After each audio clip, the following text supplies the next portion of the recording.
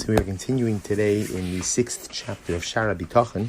So the Mechaber says as follows, V'haravi. So remember, again, we are continuing to go through the list of things in which a person, or distinctions or responses that we can make to a person who needs to, so to speak, receive collateral from HaKadosh Baruch Hu, needs future promises of future material bounty in order to be able to go ahead and focus on their spirituality. Varavi, the fourth response is, in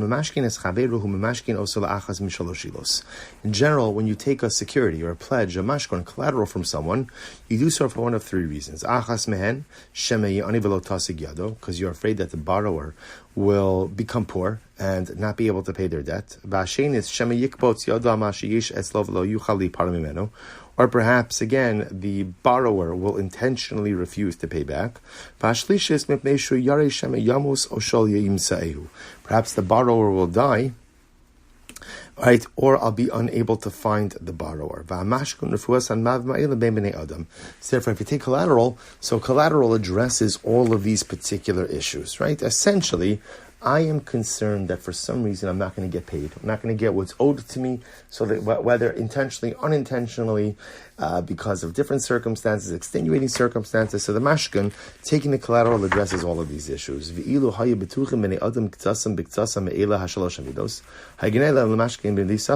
So obviously, again, if people were confident with each other, so you wouldn't take a mashkon, right? There would be no reason to take collateral if you had faith in someone and weren't worried about these issues.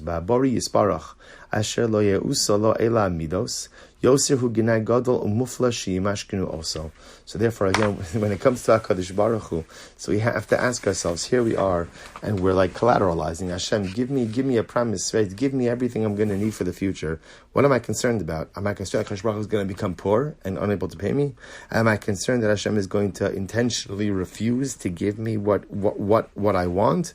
Or ultimately, again, am I afraid that HaKadosh Baruch Hu is kiviyachol chas v'shalom going to die, or I'm going to be unable to find him? So obviously, these reasons why people normally collect collateral don't apply to HaKadosh Baruch Hu. As such, says the Mechaber, it feels foolish to ask for such a thing. As the pasuk says, HaKadosh Baruch Hu says, the silver is mine, the gold is mine, and wealth and honor are from you. The fifth issue, or the fifth thing to respond to such a person. So why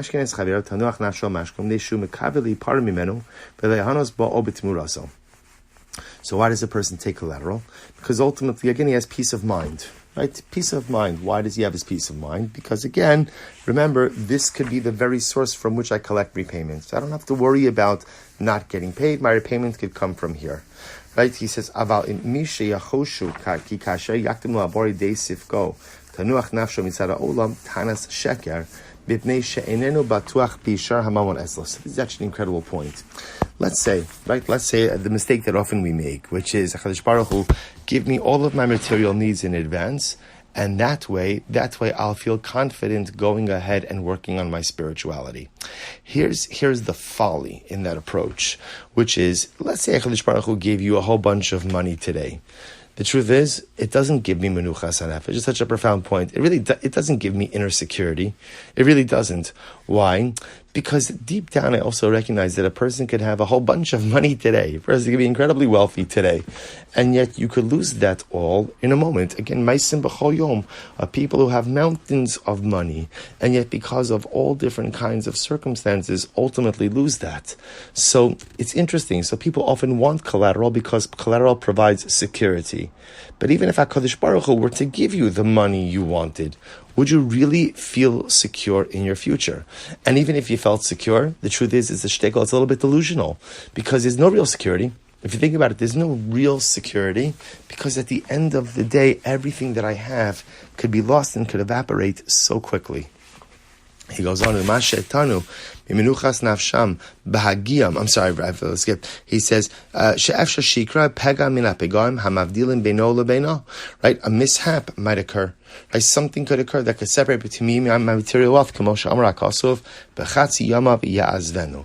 He shall leave them in the midst of his days. So incredible. Even if a person amasses a great amount of present wealth, the truth is, the amazing truth is, it's not going to give you safety and security, because at the end of the day, you still don't know if you're going to be able to hold on to it.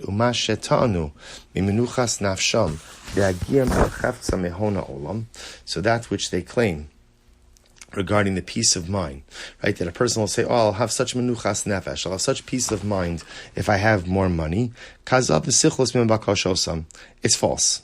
It's false. It's not true.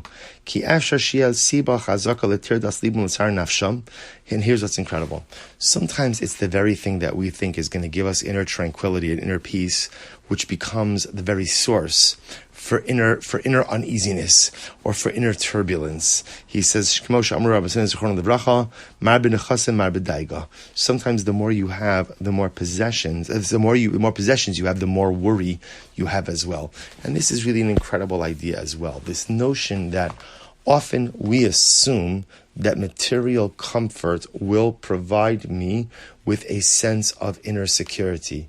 But the truth is, the Mechaber says there's two reasons why that's really false. Number one is because just because you have something today does not mean that you will be able to retain it until tomorrow. That's number one. That's number one. Number two is that the things often we think are going to provide us with security often really enhance or amplify our difficulties in life. And he says this idea of mar b'nechas and mar b'daiga, right? The more property you have, the more worries you have.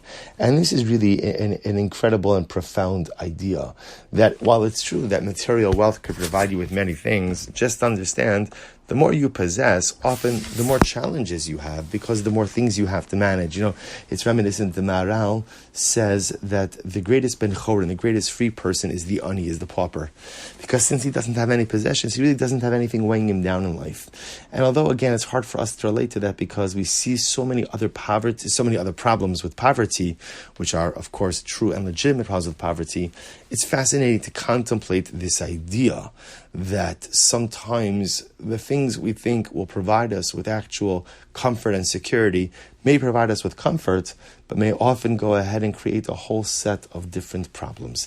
Therefore, again, the Mechaber, remember, we always come back to the same point, which is, therefore, do not go ahead and put off your spiritual pursuits until you reach some type of material comfort. Okay, we'll stop over here for today. Shkoyach, everyone. Have a wonderful, wonderful day.